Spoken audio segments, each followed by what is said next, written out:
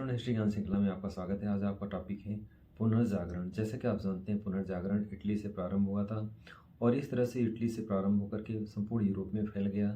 और इसके संदर्भ में अध्ययन करेंगे पुनर्जागरण का मीनिंग्स क्या है, पुनर्जागरण के कारण क्या है, पुनर्जागरण का प्रभाव क्या है और किस तरह से पुनर्जागरण पूरे विश्व में फैल गया। भारत में पुनर्जागरण के कौन जनक थे और किस तरह से उसका क्या प्रभाव पड़ा, संदर्भ में विस्तार से अध्ययन करेंगे। तो चलिए स्टार्ट करते हैं, देखते हैं पुनर्जागरण। सबसे पहले हम लोग अध्ययन करेंगे पुनर्जागरण का अर्थ क्या होता है।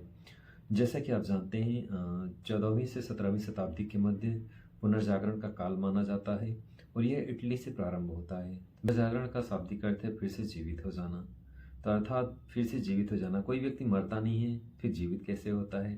तो यहाँ पे कुछ चीज़ों को स्पष्ट करना चाहेंगे कि पुनर्जागरण के समय या उसके पहले समाज कैसे था और बाद में क्या समाज बदल गया, क्या परिवर्तन आया, तब अपने आप क्लियर हो जाएगा पुनर्जागरण का क्या अर्थ है। यूरोप में पुनर्जागरण के पहले का जो समाज था, किस तरह से पुरातन व्यवस्था से जकड़ा हुआ था, किस तरह से लोग पुरातन सोच के थे। आज में जातिवाद के नाम पे, धर्मवाद के नाम पे, क्षेत्रवाद के नाम पे लोग एक दूसरे से लड़ते थे और इस तरह से समाज पुरातन कुरीतियों से जकड़ा हुआ था। लेकिन पुनर्जागरण के पश्चात का समाज एक नवीन समाज था, नवीन चेतना प्रवाहित करने वाला समाज था। इस समय लोग तार्किक हो गए थे, वैज्ञानिक हो गए थे, लोगों की सोच वैज्ञानिक हो गई थी।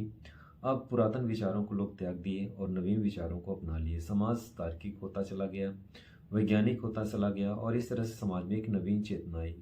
बौद्धिक और सांस्कृतिक परिवर्तन के नाम से यह पुनर्जागरण जाना जाता है, क्योंकि इसके पश्चात समाज बदल चुका था, विविध क्षेत्रों में प्रभावित किया। सामाजिक क्षेत्र में, राजनीतिक क्षेत्र में, आर्थिक क्षेत्र में, सांस्कृतिक क्षेत्र में, सभी क्षेत्र पुनर्जागरण के कारण प्रभावित हुए और इस तरह से समाज बदल गया। समाज के इस बदलाव को पुनर्जागरण का नाम दिया गया। यानी एक प्रकार से ये कह सकते हैं कि पुनर्जागरण सांस्कृतिक और बौद्धिक परिवर्तन था और इस परिवर्तन से समाज का हर क्षेत्र प्रभावित हुआ। तो चलिए विस्तार से अध्ययन करते हैं पुनर्जागरण के कौन कौन से कारण थे और इसके पश्चात अध्ययन करेंगे पुनर्जागरण के कौन कौन से प्रभाव पड़े। तो स्क्रीन पर देखते हैं पुनर्जागरण के कारण और प्रभाव।